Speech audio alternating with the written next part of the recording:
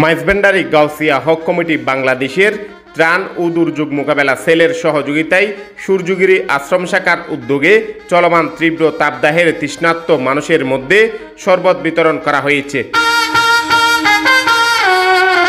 সোমবার Fatikchhari bus station সহ বিভিন্ন স্থানে শাহেনশাহ হজরত জিয়াউল হক মাইজভান্ডারি ট্রাস্টের ম্যানেজিং ট্রাস্টি মওলা হুজুর সৈয়দ মোহাম্মদ হাসান মাইজভান্ডারির নির্দেশনায় এই কার্যক্রম পরিচালিত হয়। কার্যক্রম পরিদর্শন করেন ফটিকছড়ি উপজেলা নির্বাহী কর্মকর্তা মোহাম্মদ মোজাম্মেল হক চৌধুরী।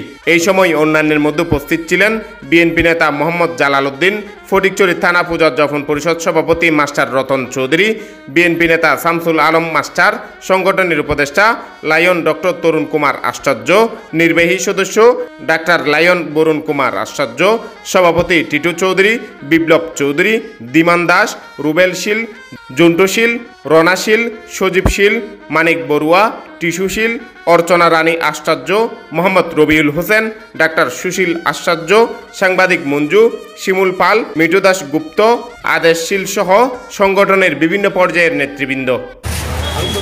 আমি বলি যে গত 2-3 দিনে যে তীব্র গরম, এই সময়ে যদি আপনারা যেভাবে স্বতঃস্ফূর্তভাবে এগিয়ে এসেছেন, যদি আপনাদের হয়তো কোনো কারণে যদি না আসতেন, আমরা পৌরসভা থেকেই আয়োজনটা করতাম। তো এটা সরকারিভাবে করতে হলো না, আপনারা করেছেন। এটা আমি বলবো যে সরকারের একটা কাজে আপনারা সাপোর্ট ছিলেন, অনেক বড় একটা সাপোর্ট ছিলেন, এটার জন্য আমি ধন্যবাদ জানাচ্ছি।